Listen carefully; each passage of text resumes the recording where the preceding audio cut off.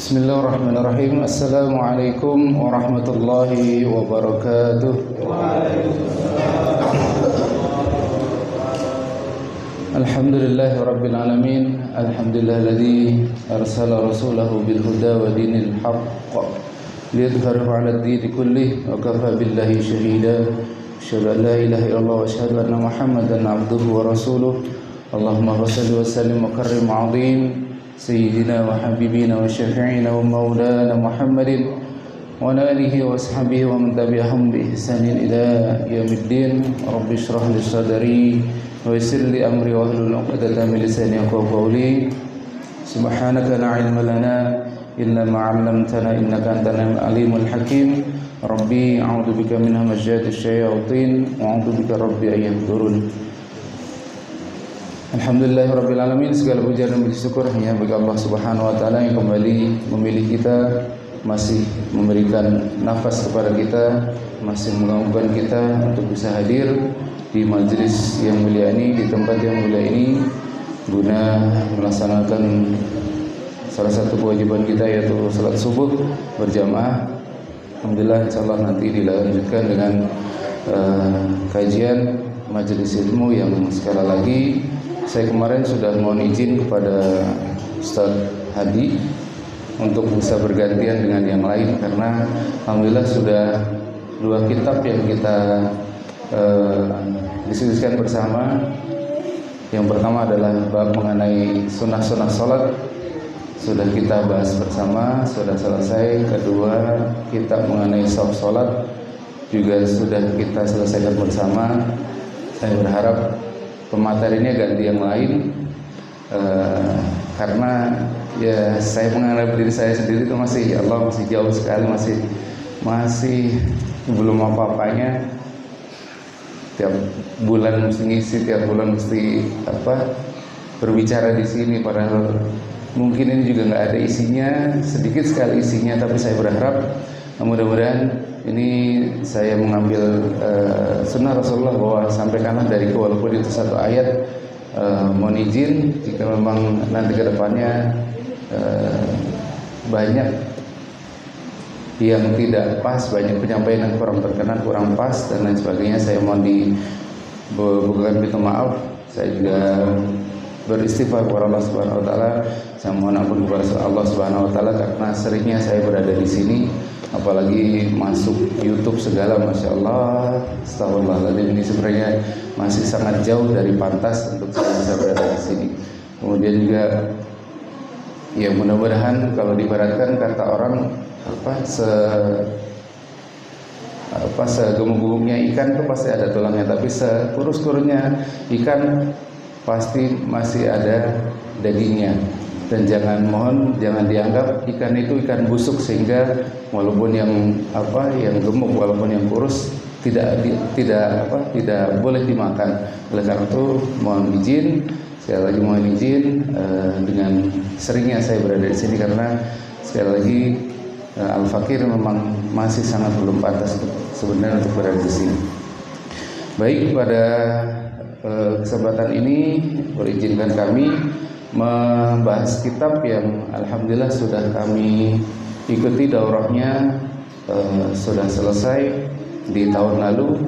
Ada pembahasan mengenai kitab Asy-Syama'il Al-Muhammadiyah. Kenapa saya kemarin di Maulid itu saya bisa menjawab siapa yang mengarang kitab Asy-Syama'il Al-Muhammadiyah? Nah, karena alhamdulillah tahun lalu saya mengikuti daurahnya, walaupun saya tidak bisa hadir langsung di daurah itu dari guru kami, tapi alhamdulillah saya bisa menyelesaikan daurah mengikuti kitab secara offline, secara online, dari bab pertama sampai terakhir. Alhamdulillah Allah Subhanahu wa taala memberikan hidayah kepada saya untuk bisa mengikutinya. Yang mudah-mudahan saya juga sudah mohon izin kepada guru kami untuk bisa sedikit menyampaikan materi ini, walaupun kalau dari guru kami itu 2-3 bahasan itu bisa berapa kali, mungkin ini satu bahasan mungkin sekali pertemuan karena keterbatasan pengetahuan yang saya miliki. Mungkin beberapa bahasan hanya sekali pertemuan. Ini di dalam kitab ini ada di bahas dari fisik Rasulullah SAW sampai bab terakhir adalah mimpi melihat Rasulullah SAW. Maka kalau ada yang mengingkari mimpi bertemu Rasulullah itu hujahnya sangat lemah, karena di kitab Asy-Syama'il Al-Muhammadiyah ini juga dibahas bagaimana orang yang bermimpi bertemu Nabi Muhammad SAW. Oleh karena itu mudah-mudahan dengan kita membaca kitab ini, mudah-mudahan sekali lagi kecintaan kita kepada Nabi Muhammad SAW akan semakin bertambah lagi. Kita tahu bagaimana ciri fisik Rasulullah SAW, kemudian termasuk dibahas rambut Rasulullah SAW, cara bersisir, cara memakai sarung, kemudian cara Rasulullah makan, cara Rasulullah minum, cara Rasulullah berjalan, cara Rasulullah kesukaan Rasulullah SAW, buah-buahan, juga sayur dan lain sebagainya, tentang wewangian Rasulullah, tentang candaan Rasulullah, bagaimana Rasulullah itu bercanda dan lain sebagainya. Mudah-mudahan Allah semakin menebalkan lagi rasa cinta kita kepada Rasulullah SAW dan kepada Allah Subhanahu Wa Taala. Dan kita berharap mudah-mudahan kelak kita akan bermimpi bertemu dengan Rasulullah SAW, walaupun memang Al-Fakir sendiri, apalagi Al-Fakir masih sangat jauh untuk bisa dimampukan dan dipantaskan untuk bertemu langsung, apalagi bermimpi dengan Rasulullah bermimpi dengan Rasulullah SAW. Tapi mudah-mudahan kita bertawasul, kita niatkan apa yang kita pelajari ini, mudah-mudahan Allah Subhanahu Wa Taala memantaskan kita untuk setidaknya bermimpi dengan Rasulullah SAW. Amin ya rabbal alamin. Salawat salam mari kita sanjungkan kepada saudara dan kita bagian dari besar Muhammad sallallahu alaihi wasallam, kepada para keluarga beliau, para sahabat beliau, kepada para pengikut beliau, dan mudah-mudahan kita yang hadir di tempat ini berhak mendapatkan syafaat beliau di yaumil akhir nanti. Amin ya rabbal alamin. Baik jamaah rahimakumullah, kitab Asy-Syama'il Al-Muhammadiyah ini adalah dikarang oleh Imam At-Tirmidzi. Siapa namanya Imam At-Tirmidzi? Adalah Abu Isa Muhammad bin Isa At-Tirmidzi. Kenapa dibilang At-Tirmidzi? Kita lebih terkenal dengan nama At-Tirmidzi karena nama dinisbatkan oleh beliau berasal dari Tirmidz atau Tarmuz atau daerah sana. Misalnya Imam Al-Bukhari itu juga bukan namanya bukan Imam Al-Bukhari, tapi yang kita kenal dengan Imam Bukhari karena dinisbatkan dari tempat tinggal beliau atau tempat kelahiran beliau, yaitu di Bukhara. Kemudian juga kalau di Arab biasanya ada dua nama itu, nama nisbat atau nama kunyah. Kalau nama kunyah adalah diambil dari keluarga, biasa istilah keluarga. Misalnya Abdullah bin Umar kita lebih mengenal dengan Ibnu Umar. Kemudian Abdullah bin Ibnu Mas'ud adalah nama sebenarnya adalah Abdullah bin Mas'ud dan lain sebagainya, itu nama kunyah. Kalau nama nisbah adalah diambil dari biasanya dari nama dari asal beliau. Misalnya kalau saya kadang-kadang suka nulis itu saya plesetkan dengan Abu Najwa Al-Gunung Kiduli, karena saya dari Gunung Kidul. Kalau mungkin Pak Yadi bin Al mana Pak ini? Al Sukabumi ya, kalau nggak salah. Pak Gun misalnya Gunawan Al Boyolali, udah pas itu mungkin seperti itu. Jadi nama beliau adalah Abu Isa Muhammad bin Isa At-Tirmidzi atau Muhammad bin Isa At-Tirmidzi. Maka sebelum kita mulai kajian, kita bacakan suratul Fatihah. Kita tujukan kepada guru kami, itu Al-Habib Muhammad Amri Azmatkan, yang telah menyampaikan kitab ini kepada kami, dan juga kepada guru-guru beliau, kepada Abu Isa Muhammad bin Isa Al-Tirmidzi, kepada para sahabat, kepada Rasulullah sallallahu alaihi wasallam. Al-hadi innahu likulli salihah. Sallallahu al-Fatihah. Alhamdulillahi minasyaitonir rajim. Bismillahirrahmanirrahim. Alhamdulillahi rabbil alamin arrahmanir rahim maliki yaumiddin. Iyyaka na'budu wa iyyaka nasta'in ihdinas siratal mustaqim siratal ladzina an'amta 'alaihim ghairil maghdubi 'alaihim waladdallin. Amin.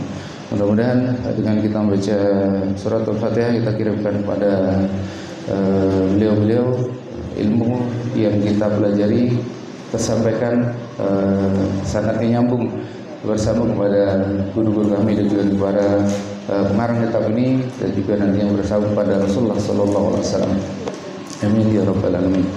Baik, sebagai pengantar adalah kenapa kitab ini disusun, yaitu adalah bagaimana tuntutan kita untuk bisa cinta kepada Rasulullah sallallahu alaihi wasallam. Kalau kita tidak mengetahui ciri fisik Rasulullah SAW, tidak mungkin kita cinta dengan seseorang kalau kita tidak mengenal seseorang itu. Maka dengan membaca kitab ini kita akan mengenal secara detail bagaimana Rasulullah SAW itu, bagaimana ciri fisik beliau, bagaimana dimulai dari rambut beliau, cara menyisir beliau, wajah beliau itu bulat atau lonjong, bagaimana ciri-ciri nubuah beliau, sampai-sampai dulu Salman Al-Farisi itu ketika beliau Salman Al-Farisi itu adalah seperti sahabat yang lain yang beliau itu dari keluarga yang sangat kaya, tapi beliau dikungkung di dalam rumahnya. Beliau tidak boleh keluar oleh keluarganya karena takut. Beliau ini orang pintar karena takut beliau ini mengikuti agama Rasulullah SAW. Kemudian singkat cerita beliau pergi dari rumahnya, sempat menjadi seorang budak dan akhirnya beliau bisa bertemu Rasulullah SAW. Saking penasarannya dengan tanda-tanda nubuah, tanda-tanda kenabian, beliau itu sampai mengelilingi Rasul. Ketika beliau bertemu Rasulullah, dikatakan bahwa Rasulullah itu tidak menerima sedekah. Rasulullah itu hanya menerima hadiah. Kemudian beliau mencoba memberikan sedekah kepada Rasulullah SAW dengan maksud mengetes apakah benar Rasulullah ini Muhammad ini nabi atau bukan. Maka beliau itu memberikan sedekah dan sedekah itu ditolak oleh Rasulullah SAW. Aku ini seorang nabi, sungguh aku tidak menerima sedekah. Kemudian di lain hari beliau memberikan hadiah. Baru hadiah itu diterima oleh Nabi Sallallahu Alaihi Wasallam. Kemudian beliau mengitari Rasulullah Sallallahu Alaihi Wasallam. Kemudian Rasulullah SAW sudah paham, kamu pasti mencari tanda kenabian ada di dalam diriku. Kemudian Rasulullah SAW membuka bajunya, memberikan menampakkan tanda nubuah, tanda kelahiran, tanda seorang nabi beliau yang ada di tengah-tengah pundak di bagian belakang. Ini juga disebutkan di sini ciri-ciri kenabian Rasulullah SAW. Kemudian juga kita dituntut untuk mencintai Rasulullah SAW lebih dari yang lainnya. Dikisahkan bahwa Urwah bin Mas'ud Ats-Tsaqafi ketika beliau masih musyrik pernah berunding dengan Nabi SAW waktu perjanjian Hudaybiyah. Ia melihat pengagum para sahabat beliau dan tatkala ia kembali kepada kaum Quraisy, beliau berkata, wahai kaum Quraisy, demi Allah, aku telah diutus kepada para raja, aku telah diutus kepada Kaisar Heraklius, Kisra dan Najasyi. Demi Allah, aku tidak pernah melihat seorang raja pun yang diagungkan oleh para sahabatnya sebagaimana pengagungan para sahabat Muhammad kepada Muhammad. Demi Allah, tidaklah ia membuang dahaknya kecuali jatuh di telapak tangan para sahabat. Kemudian orang itu mengusapnya ke wajahnya dan kulit tubuhnya. Ini dahak Rasulullah SAW. Saking cintanya, saking mahabbahnya para sahabat kepada Nabi SAW. Dahak beliau menjadi rebutan oleh para sahabat. Kemudian diusapkan kepada wajah dan kulit tubuhnya. Ini Masya Allah luar biasa. Kemudian jika ia memerintahkan kepada mereka untuk mereka bersegera melaksanakannya. Jika dia berwudu, maka mereka hampir saling berkelahi demi memperebutkan sisa wudunya. Jika ia berbicara, maka mereka pun merendahkan suara mereka dan mereka tidak mampu mempertajam atau melamakan pandangan mereka kepada Nabi Muhammad SAW karena keagungannya. Jadi para sahabat itu tidak berani berlama-lama. Saking agungnya Rasulullah SAW, tidak berani berlama-lama untuk bisa menatap Rasulullah SAW. Di kisah yang lain bahwa kalau tidak salah Asma binti Abu Bakar, beliau atau anaknya, saya agak lupa. Beliau itu diperintahkan Nabi untuk membuang darah Rasulullah SAW setelah Nabi SAW dibekam. Kemudian beliau melaksanakannya tapi tidak membuangnya, tapi diminumnya darah Rasulullah SAW. Padahal kalau darah bekam itu adalah darah kotor, tapi dengan keutamaan, dengan keagungan Rasulullah SAW, darah itu diminum oleh sahabat Rasulullah SAW dengan tujuan adalah tawarruk atau mengambil keberkahan. Kemudian Rasulullah SAW ketika melihat itu, maka beliau bersabda, tidak akan ada sesuatu penyakit yang membahayakanmu setelah engkau meminum darahku. Beliau tidak melarangnya, beliau tidak juga melarang sahabat itu. Kemudian ada kisah juga Ummu Aiman kalau tidak salah. Rasulullah SAW ketika itu buang air, kemudian ditaruh di satu wadah, satu tempat.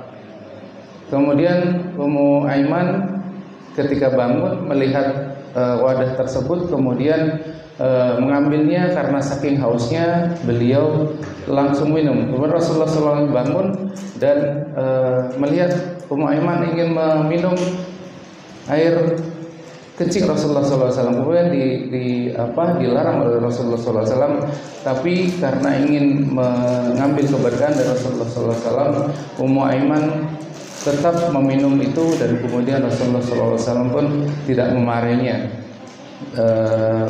Beliau juga bersabda kalau tidak salah, tidak akan ada satu penyakit pun yang akan membahayakanmu. Itu salah satu keagungan dari Rasulullah SAW dan juga pengagungan atau penghormatan para sahabat kepada Rasulullah SAW karena mulianya beliau, karena betapa para sahabat ini ingin mendapat keberkahan dari Rasulullah SAW. Juga ketika taklim, ketika kajian, ketika Rasulullah menyampaikan sesuatu itu tidak seperti yang tren seperti sekarang ini. Jadi dalilnya mana misalnya gitu ya, dalil yang mana, atau banyak bertanya. Para sahabat itu tidak berani ketika Rasulullah itu sallallahu alaihi wasallam itu sudah menyampaikan sesuatu. Saking agungnya Rasulullah sallallahu alaihi wasallam, mereka hanya sami'na wa ata'na. Mereka sangat suka ketika ada dari Arab Badui itu yang ikut bergabung dengan Rasulullah SAW dan para sahabat ketika menyampaikan sesuatu. Kalau biasanya Arab Badui itu yang bukan adabnya ya, tapi mereka lebih berani gitu. Ketika mereka bertanya itu Rasulullah menyampaikan apa, mereka bertanya gini, kenapa Rasulullah, kenapa berani mereka seperti itu. Kalau para sahabat ini tidak banyak yang saking menghormatinya Rasulullah SAW, maka para sahabat ini tidak banyak yang berani. Bahkan menatap wajah beliau pun saking mulianya para sahabat ini tidak berani berlama-lama. Kebanyakan mereka menunduk. Hanya sekali saja para sahabat ini berani memandang wajah Rasulullah SAW. Ini hadis yang diriwayatkan oleh Imam Bukhari.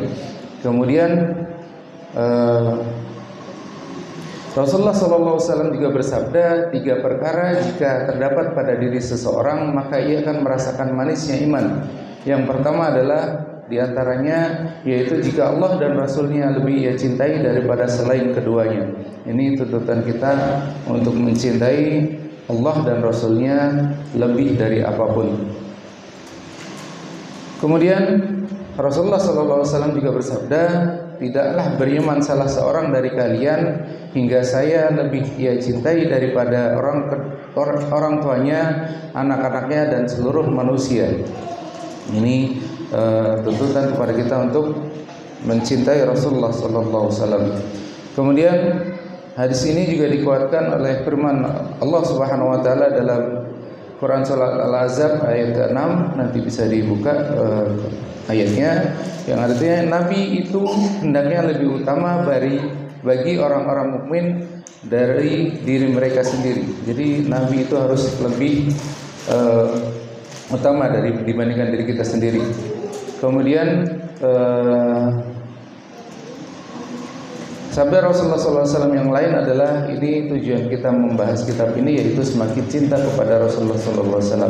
Dalam sabda yang masyhur, seseorang itu bersama dengan siapa yang dicintainya. Maka mudah-mudahan kita lebih cinta kepada Rasulullah SAW, lebih banyak sunnah-sunnah Rasulullah SAW yang kita laksanakan. Kita melaksanakan amalan-amalan. Yang pertama adalah kita niatkan kita mengikuti sunnah Rasulullah SAW dari kita sholat, dan juga termasuk yang kita sudah bahas kemarin, sholat dan lain sebagainya. Kita niatkan apa yang kita lakukan adalah mengikuti baginda Rasulullah SAW, mengikuti sunnah Rasulullah SAW sebagai wujud rasa cinta kepada Rasulullah SAW, dan besar harapan kita sesuai dengan sabda Nabi, barang siapa yang mencintai seorang maka dia akan bersamanya.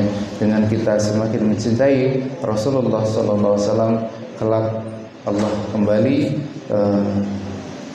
akan pantaskan kita, karena wallahi apalagi al-fakir sama sekali masih jauh dari pantas untuk bisa bersama Rasulullah SAW. Tapi mudah-mudahan kita berdoa Allah memantaskan diri kita, keluarga kita untuk bisa membersamai Rasulullah SAW di surganya Allah Subhanahu Wa Taala. Amin ya Rabbal Alamin. Baik, saya minum dulu.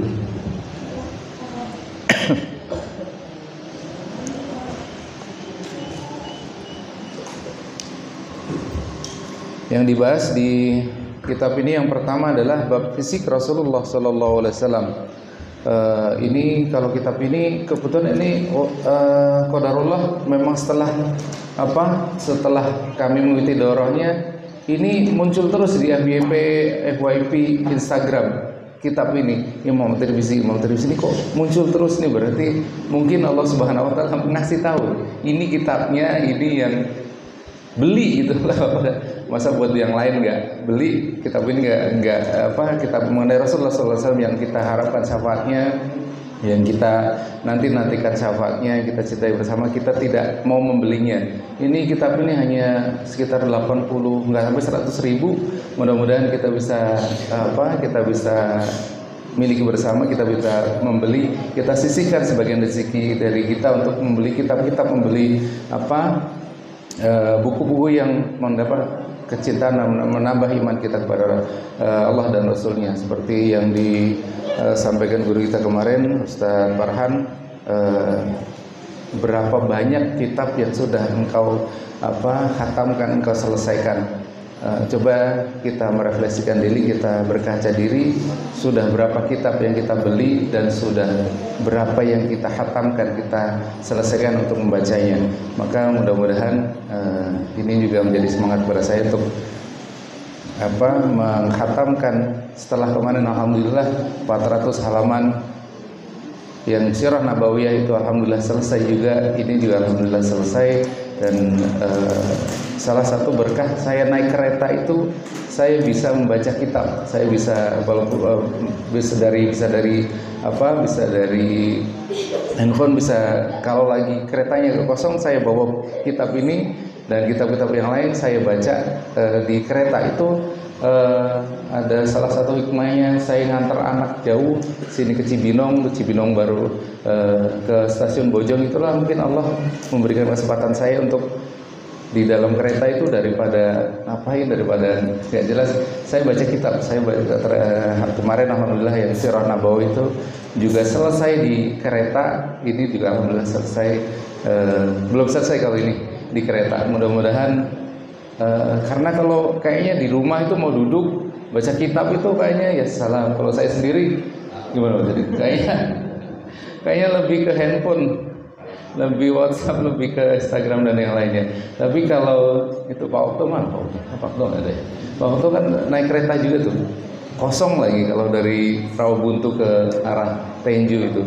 Nah itu sebenarnya kesempatan yang sangat baik sekali itu. Sekali kalau kita mau di rumah, mau duduk, ambil kitab, baca kitab, ya salam kayaknya masih jauh, dan mudah-mudahan itu kita niatkan bismillah, mudah-mudahan Allah memberikan hidayah kepada kita untuk bisa melakukan seperti itu. Kita sisihkan, kita jadwalkan di rumah itu untuk misalnya berapa menit kita baca kitab, kita baca Al-Qur'an kita, dan juga diikuti dengan membaca kitab. Mudah-mudahan kalau tidak selesai di rumah, kalau saya bawa ke sini kan tidak, insya Allah nanti selesai. Kalau saya dikasih panjang umur, mudah-mudahan kita bisa menyelesaikan seluruh bahasan yang ada di kitab ini. Kita bisa mengambil hikmahnya, kita bisa mengambil kembali rasa cinta kita kepada Rasulullah SAW dengan kita mengetahui ciri-ciri fisik Rasulullah SAW. Kita mengetahui bagaimana secara detail Rasulullah SAW di dalam kitab ini. Baik, yang pertama adalah mengenai fisik Rasulullah SAW. Di sini alhamdulillah, ini jangan khawatir, ini kitabnya adalah terjemahan semua, tidak ada ininya. Kemarin saya daurah itu, saya beli kitab, begitu saya buka kitabnya saya langsung sedih karena gundul semua, tidak ada terjemahannya sama sekali. Dan ketika saya beli buku ini ternyata alhamdulillah sudah friendly, sudah sesuai dengan kemampuan kita. Ini di sini juga ada gambar-gambar dan lain sebagainya. Ini kitabnya alhamdulillah sangat bagus, tidak terlalu mahal. Bahasa Indonesia semua, tidak ada bahasa Arabnya. Jadi kita bisa langsung baca, kita insya Allah kita juga sudah paham. Bagi yang pertama adalah bab fisik Rasulullah SAW. Sudah jam 5.17 ternyata. Satu bahasan ini, bab fisik ini ada 15 hadis yang membahas tentang fisik Rasulullah SAW.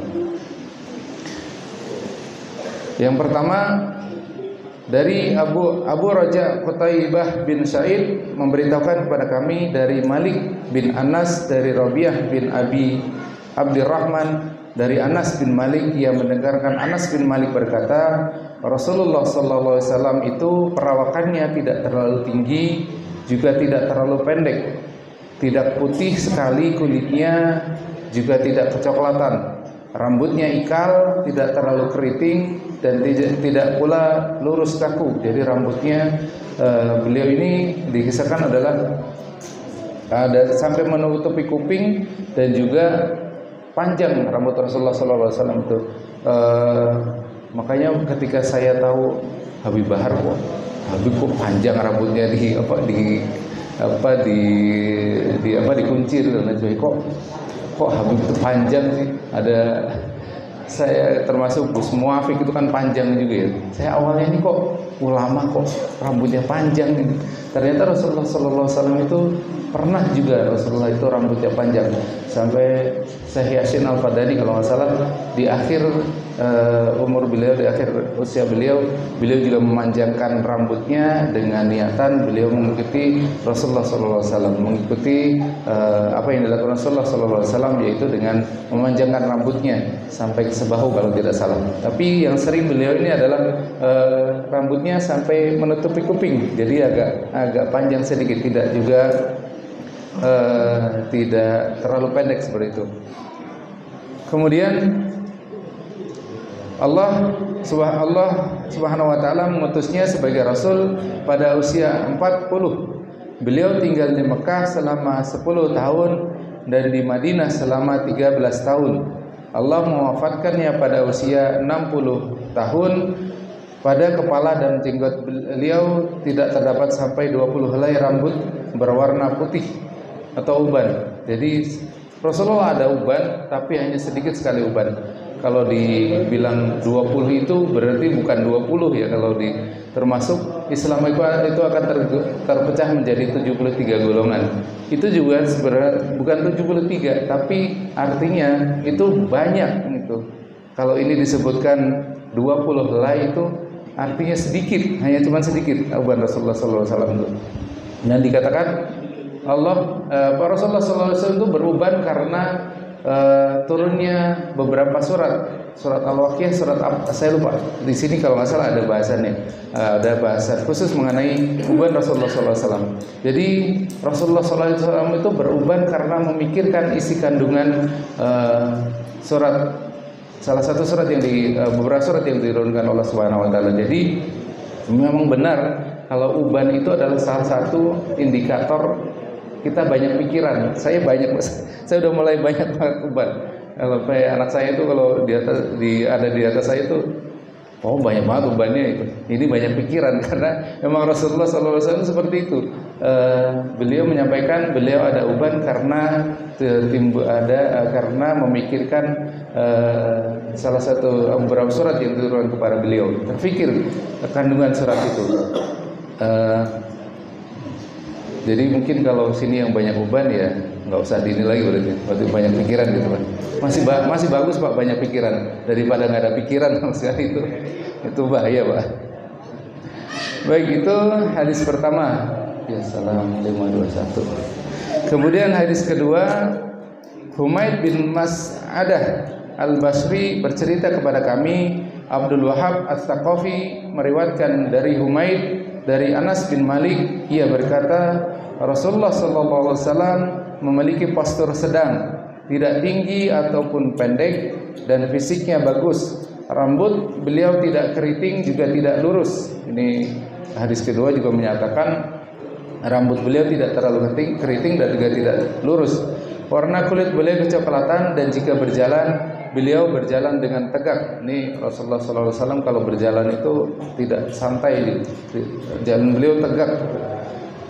Diriwayatkan juga walaupun beliau itu tidak pendek dan tidak tinggi, tapi ketika beliau berjalan dengan para sahabat itu tidak pernah beliau itu terlihat lebih pendek dari sahabat yang lain.